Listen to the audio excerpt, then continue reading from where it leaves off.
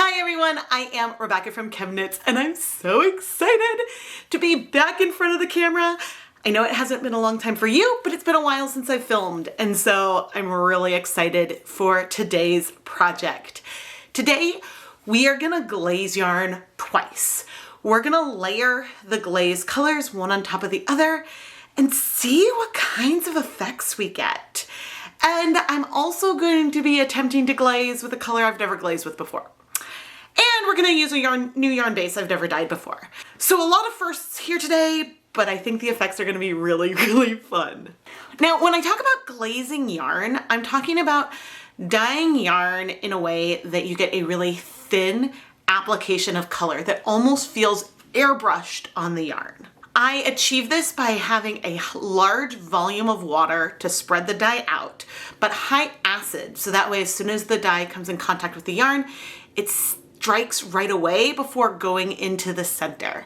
And this is something that is easier to achieve with higher twist yarns. And so let's show you the yarn today.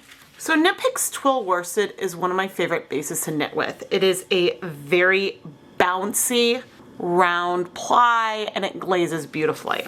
And there's a fingering weight version, and this is the yarn that I have never dyed, and I am so excited. If you want to learn more about any of the yarns or tools and equipment I'm using, I do have links and affiliate links down in the video description. And it looks to me like this maybe is a little loftier than the Twill Worsted, but it's still sort of round and bouncy. Both yarns are 100% superwash merino wool. Okay, we need to pre-soak our yarn. I mean, I suppose technically we don't need to pre-soak the yarn, but I want to pre-soak the yarn. Sometimes having some water in the yarn before we add it to the dye bath can help with the glaze. Now, one thing with glazing that I do that is a little counterintuitive is that I start with a cold dye bath. And that is because there are two things I want to try to achieve. One, I want the dyes to strike fast. But two, I want the dye to strike fast but be able to be all over the yarn. And so for me, starting cold allows me to sort of get the dye all over but still strike quickly. I don't know. It somehow has been what works best for me. I should try glazing hot again. I mean, certainly you can glaze hot. It's just with some colors, including one of the dye colors I'm going to use today, I found that adding the yarn to a hot dye bath with that color results in extremely patchy coverage even before the glaze, which can be fine. It's just sometimes you want to get more coverage. But anyway, I'm pre-soaking the yarn in just some plain tap water here. This yarn is pretty absorbent, so I don't think I need to wait long, but scheduling wise, I'll be waiting 30 to 60 minutes before we start setting up our dye bath. But let's go talk about our colors. In my ever-growing list of colors that I've glazed with, I am gonna try Teddy Bear Brown today. This has shown flashes of unintentional glazing when I've done some immersion dyeing techniques. I've ended up with a glaze, and so that's telling me that it's a good candidate. Now, the other color I'm planning to use today is Pink Orchid. That's the color I talked about, how the yarn just soaks up that color so fast that immediately I knew it would be good for glazing, even though it's more pastel, less pigmented, I should say. It's a bright pink. But what colors make good candidates for glazing? You need colors that strike fast. If it's a color like Caribbean blue or emerald green that we see take a lot of time to absorb to the yarn, then you know it's gonna that color is gonna linger behind a little bit more and it's not going to glaze well. So you want colors that you observe strike fast, and that's how I pick a good candidate. Now, I feel like most of the glazing I've done over the years has been with black and navy, so it's a lot of fun to play around with other colors. And if there's other colors you want me to try to glaze with, please let me know down below. But let's bring out the dyes. I put on my Deluxe River respirator masks, safety glasses, and gloves to start mixing our dyes for glazing. I thought I had enough of the Teddy Bear Brown in a dye stock, but looking at the bottle, it would have been close.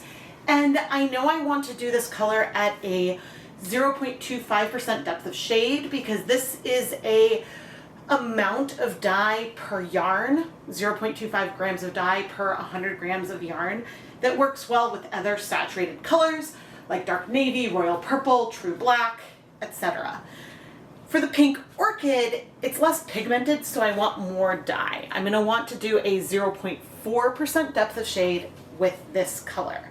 Now, since we're layering them, maybe I should have done less overall, but I decided to just go for it. I measured out 1 gram of the teddy bear brown and 1.6 grams of the pink orchid and dissolved them in hot tap water, knowing that I'm going to add 100% of the dye into our dye bath, so the final volume here doesn't really matter. Here in my dye bath, I have 32 cups of water, and we're at room temperature. And again, our key here today is going to be having a high volume, so that way we can distribute the dye all over our yarn, but also we have things cold, so that way, since the dye is like really, there's not that much dye in here and it's really spread out, it'll come into contact with the yarn slowly. But once it comes into contact with the yarn, we want it to strike fast. And so I hope that that makes sense. The large volume and the colder temperature slows down the rate that the colors might come into contact with the yarn. But then the high acid we're about to add will, I guess, make it easier. I don't know. All right, now let's see. How much acid do I want to add? Let's do about 350 milliliters. A cup is about 250 milliliters approximately. And I'm just rinsing out the rest of our brown dye into here. Now, unfortunately, I will probably need to reset the dye bath in between the brown and the pink. But we'll think about that once we see how the brown layer comes out, because maybe we'll be okay with the pink being a little bit patchier, which it's prone to do anyway. But now I need to bring over our yarn. I squeezed out a lot of water from the Presoak, but I could squeeze out more. So having the water in here will also help maintain this. So I'm going to add all the yarn in. Now I'm going to raise it up and lower it one more time. One of the keys will be not to stir, but we want to get coverage to start with. So now I have the yarn in here and I'm not going to stir. And we're going to take it to the stove to start heating it up. I just turned the stove on and I set a timer for 60 minutes because I found that it usually takes about 30 minutes for the pot to heat up, and then you usually want things to heat for 30 minutes, although we could stop sooner if the dye bath clears, because we're going to be dyeing another layer. I mean, normally I might start with the pink, because sometimes I like to start with brights and then go to darker colors. That's just the way my brain likes to do things. But we're not doing that right here. And the reason why I chose not to do it is because I don't know what the brown's gonna do. And so I want to see that before we try to bring in the pink. And because that'll also help me decide if we want to do anything different with how we layer it and things. And so right now I have to trust the process. The amount of acid I'm using is a little bit less than what I used in my summer mini skein mini series, but that's because I felt like I used too much acid accidentally there. So again, we're trusting the process and we're gonna see. Oh my goodness. Oh, it's so hard. But who knows, maybe the next layer we'll do hot, because maybe I'll decide I want to reuse this dye bath. I have not decided, but I guess I will see you in an hour. Yeah, I'm back. Here we have our worsted weight yarn, and over here we have our fingering weight yarn. And keep in mind that the plies in the worsted yarn are thicker, which means that there is more interior. So each strand has more volume, and so there's less surface area. Whereas we have more surface area with the fingering weight yarn, there's more strands, more yardage, and so sometimes it's easier to get that glaze, again, on a thicker yarn, just because of the surface area ratios. And I suppose that there are some concerns we could bring up with having two different yarn bases in one kettle. One may absorb more dye than the other, so some results could be slightly different than if we did one base at a time. But I guess I just throw those caveats out there because we'll see how things work. I also could have used way too much dye. There's so many variables. I'm going to trust the process and see you in about an hour. The hour is up. I'm going to turn off the heat and find my tongs. And I do see some glaze. Sometimes it's a little easier to see when things are dry than it is when they're wet, but I see that shallow application I was hoping for. And however we end up having the pinks go on, the colors are gonna layer so pretty. Ooh, here's one of the worsted skeins, and I can see the glaze better now. That doesn't mean it's not on the fingering because I see some of it there too. It's just easier. Let me get that last little bit of yarn. There we go. It's just easier to see on the thicker yarns as we've discussed. But we got really good coverage, and since we're gonna layer a second color of glaze, I'm almost inclined to do it in the same dye bath, but letting the dye bath cool off for a while. One reason why I'm inclined to not do that is because if I let the yarn cool off for an hour or two and then add the dye and add the yarn back in and start heating it from warm but not hot, that is going to be way harder to reproduce or recreate. But we could still have something really pretty, and I just want to show you this pretty glaze, although things are really steamy, especially where I'm holding it. So, oh, but it's so pretty. Now, what would happen if I went to a glaze and added hot yarn into a hot dye bath? Well, the colors would strike really fast, right? Which is, to an extent, what we want. But with that low amount of pink dye, if I add this in right now, a lot of the dye is going to go to the first part of the yarn that goes in. Whereas you can see here, we have coverage of the color all over the yarn. And so if things cool off, I can always heat it back up, but I can't do the reverse. So I'm certainly gonna let the yarn cool off, mainly out of necessity because I have to go drop off some Hanukkah sampler pre-orders at the post office. So there is a reason for why things have to cool for a while. But yeah, we'll decide if we're gonna start with a fresh dye bath or what when I return. Now, ChemKnits patrons are watching this video at the end of November. It's going to be public at the end of December. So by the time most of you are watching this, the Hanukkah special is going to be starting soon. Starting December 25th, every night of Hanukkah this year, there'll be a new yarn dyeing video. And there is a mystery Hanukkah yarn sampler. And I may have samplers left or other yarn from the Hanukkah event left. So you should go to the ChemKnits Creations Etsy shop to check that out. But otherwise, I'm so excited for you to see these videos that'll be coming out really soon. It's been about an hour or so. The yarn is mostly cool. It may be a little warm, but the dye bath is still very hot, and I think we may go ahead and use it. But first, I just want to showcase this like airbrushed quality to the yarn. Like you feel like you see like light brown with a bit of a darker brown overlay. It is so subtle. I think I could go a little bit darker with the brown if I wanted to, but oh, here on this fingering weight. Not sure how well it's coming through on camera. It's a little easier to see when things are dry, but it's so pretty. Oh my gosh. Now I do think I want to change the position of the zip ties before we go in for the next round of dyeing. And I notice a strand out of place, so we can shift that. The real reason to just shift the position of these zip ties is that way the yarn that's going in first is not the same as it was before. It also, by just the process of shifting, it sort of moves the yarn relative to one another, so that way, I mean, yarn that's on the inside is still going to be on the inside, but it gives us a little bit more difference. And oh my gosh, it is so pretty. Sometimes when it's twisted, you get the feel of that like light layer of color really easily. Let's bring over our pink orchid.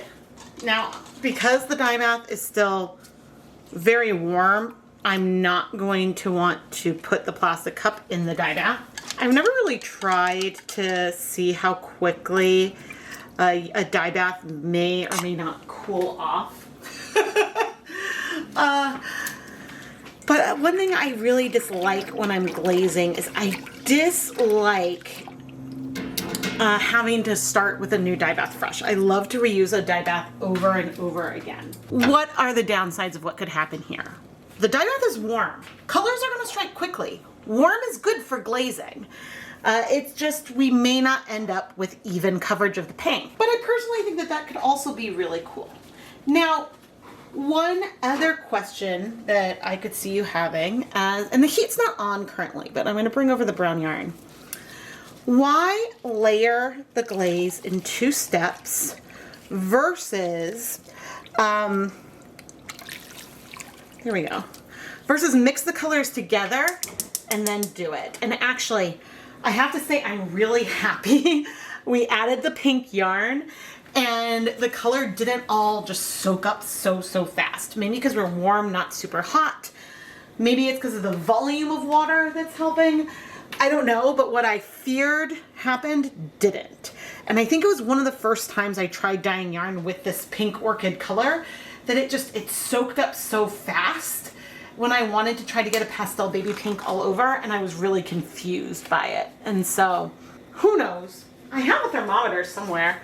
I could have checked the temperature, but I don't want to have to try to get things down to a temperature. I can just say to you that the sides of the pot are hot to touch. But why don't I hop in front of the camera and talk about doing colors separately versus mixing them together to do in one layer. When you're glazing yarn, you're wanting uneven coverage because you want it on the surface and not on the interior. So you want some tonal variation essentially. And if you dye the yarn again, you're gonna get that variation in different places. And so by layering the colors, we'll have some areas that may feel more brown, some that may feel more pink, some that feel like a combination of the two. If I mix the colors together, we would probably get an average color all over the yarn. And I have mixed colors together for glazing. It works really well to give you sort of a custom color, which means that in theory, which just means you could have more customization over the hue of that glaze, even though I think more colors than I expected can glaze, but that's neither here nor there. And I have mixed colors together, and it works really, really well to get a custom colored glaze on your yarn. But my thought is that by layering the colors one at a time, we're gonna get more of a variegated glazed feel, which is really, really cool. It's really fun. And so I'm excited to see how this pulls together. So would we have a pretty color if I mixed the dyes together first before trying the glaze? Absolutely. Could we have breaking? Maybe. But when you get color breaking or separation of colors, a big reason why that happens is because the colors bind to yarn at different rates. And so one thing I've also done in the past is mix together the glaze color, a color that'll strike faster, with a color I know will strike slower, like fluorescent fuchsia. And then we'll get a glaze, but with a soft color underneath because that color doesn't strike as fast. So you can take advantage of breaking to give you a lovely customization or not. You've got a lot of choices. But anyway, we're gonna see what happens here. I'm pretty excited. And well, we'll be back. Oh, I don't know quite how long to heat it. I'm gonna set a timer for 45 minutes. The pot's a little bit warm, but it's not hot yet, and I want it to heat for 30 minutes once we get to like just about a simmer. Okay, let's remove our yarn. I just turned off the heat, and I wanna find the zip ties. So, is the pink glazed? I don't know. Like, I'm feeling the glaze from the brown, but I cannot honestly tell you much about the pink yet. If it just feels, I see some glaze in there. It's hard to tell because the brown is so much darker, but certainly the yarn is gorgeous. I mean, this color is incredible. But you know, as you layer, we get more and more pastels in here. Yeah, I see some pink glaze. I'm really happy we got as good coverage of the pink as we did. It's almost too bad I didn't have a pot that didn't add some pink in that didn't have the brown in for a comparison. That would have been really nice to look at like layered versus unlayered, just to show that like, okay, we did get a glaze. I'm just curious about how uneven the pink is.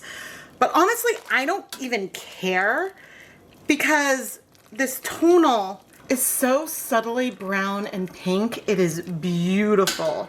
And the color transitions are gonna be so soft and subtle. Oh, I love it. I'm gonna set the yarn aside to cool completely before we wash it. And oh, there's no question, there's some places where the pink is really bright and other places where it's pale. Like right in here, you can see that some of this yarn that went in first got a bunch of the pink. Okay, that's my experience with this color. All right, but anyway, gonna let it cool. This yarn is so pretty. It's a time of day when my kitchen's a little dark though, so it's harder to see, but I am kind of obsessed with this. It's funny, I see some pink glaze, but I think that the contrast between the pink glaze and what's underneath is so subtle that, because it's subtle normally, that I think that it almost now feels like brown glazed over pink. Even though when you look in areas, you can see that the pink is glazed as well. But maybe because there's also pink over tan. I don't know. It's really, really pretty and fun. And like you feel like if you look at a section here, you're like, well, it's brown and it's pink. And oh, I love it. I love it. But the good news is that we're not seeing any color bleeding. I think that if I'm going to try this again, one of the things I might do would be to reduce, even though I really like this colorway, I think I might reduce the total amount of brown and the total amount of pink, because I think that one thing with a glaze is that you need, if the glaze color starts to get too heavy, then you start to lose contrast between that and the amount of color that goes in all the way. I don't know if I'm making sense. But anyway, we've got no bleeding. I'm gonna finish rinsing out the soap. And then I'm gonna go put the yarn through my spin dryer and hang it up to dry so we can take a look at this yarn when it's dry. Things do feel darker while it's wet. And so once we get the yarn dry, there will be a little bit more contrast between the color and the bare yarn. At least that's what I'm used to, but oh, I'm excited. I know the lighting is awful right now. Well, let's look at the dry yarn now. Oh my gosh, this yarn is so pretty. I had to start with a close-up, and I'm gonna try to get closer. And so you see how you can feel some of that light color underneath, and that it just doesn't feel like the color goes all the way through. That's a glaze. Another thing that you can do sometimes to see how shallow it is that if you untwist the yarn, then you start to see like more variegated, like how the color just didn't go all the way through the strands. Here is the fingering weight yarn, and you can feel that glaze in there as well. It's funny because if I zoom out, this just looks like layered tonal yarn. You see some areas are more brown, some you'll feel more pink, some feel like a combination. But when we looked at that first round of brown glaze, it felt tonal, yes, but not like, the differences didn't feel as extreme as some of them feel here. And that's because by layering two different colors that are going to be uneven on top of each other, then you end up, since you might have some areas where the lightest amount of coverage is the same, the deepest is the same, that amplifies some of that contrast within there. I hope I'm making sense. But oh my gosh, I can just feel like that airbrush feeling from way up here. I'm obsessed with this combination of the pink and brown. At some point, if you are going to try to layer on glazes enough, then you're going to start to lose the ability to feel that shallow layer of dye on the surface, because you may still be getting the dye all on the surface, but if you get enough that it's like more of a solid layer, then you're not going to feel that, I don't know, the airbrushness, the thing where you can feel like you see what's beneath there. But I do feel glaze, and I can see in areas that we do have glazing with the pink as well. But because I think there's more contrast between the base color with the brown than there is with the pink, this feels a little bit like a pink tonal yarn that's been glazed with brown. And there's nothing wrong with that. I think that there's still something very beautiful with that, in fact. I am just so obsessed with this colorway that I'm a little bit mad. Because if this video, which is coming out at the end of November for ChemKnits patrons, it'll be public for everyone in December. If this video had come out earlier, then this is the colorway I would have done for Black Friday this year. I just really love it and would happily dye so much more of it, but maybe I'll hold it in my pocket. I'll probably forget. Maybe I'll do something like this next year for Black Friday, but I have another idea that I went with, and so some of you may be seeing this before that video comes out, some may be seeing after, but either way, it's safe to say I love these colors. As the years go by, I'm getting better and better at getting the effects I want on yarn intentionally. But there are still times where my favorite glaze effect I get on yarn happens without a plan. I will dye something, set it up, and just not touch it and let the dyes spread out. And you end up with this stunning glaze that I was like, oh, this is awesome. I want to replicate that. But it's sometimes hard to replicate something that you just got to happen. And so there's a variety of different techniques where sometimes you know exactly what's going to happen, sometimes you don't. But I had a good feeling with this one. Even though I hadn't glazed with this brown before, this brown is one of those colors that I saw spread out and glaze a bit. And so it got me thinking, gee, this is a good candidate for it. Of course, there's tons of colors that aren't good for glazing, and this is something you get when you play with colors and you play with pigments. And even though I know colors really well, one thing I am not good at is taking a look at the pigments that make up a premixed dye and then having some of that innate feeling based with the actual pigment molecules themselves versus the brand and color name. So that's something I need to work on. Now, as I sign off, I want to give a huge thank you to the ChemKnits patrons, including Karen Siegel, Jessica Parko, Bernadette Crum, Don Jans, Tamara Spanas, and the rest of the names you see on the screen right now. You can learn more about my Patreon over at patreon.com/ChemKnits. There's early access to new videos, behind the scenes sneak peeks, permanent Etsy shop coupons, and more. We have a lot of fun, and I really appreciate all of the support for all of the patrons, including everyone that follows me on Patreon for free, because this is the closest thing I have to an email list. And so if you sign up for free, when there's a big announcement, like a big pre-order that I'm launching, then you will be able to get notified in your email in addition to whatever video announcement I might have here on YouTube. I am Rebecca from ChemKnits, and thank you so much for watching.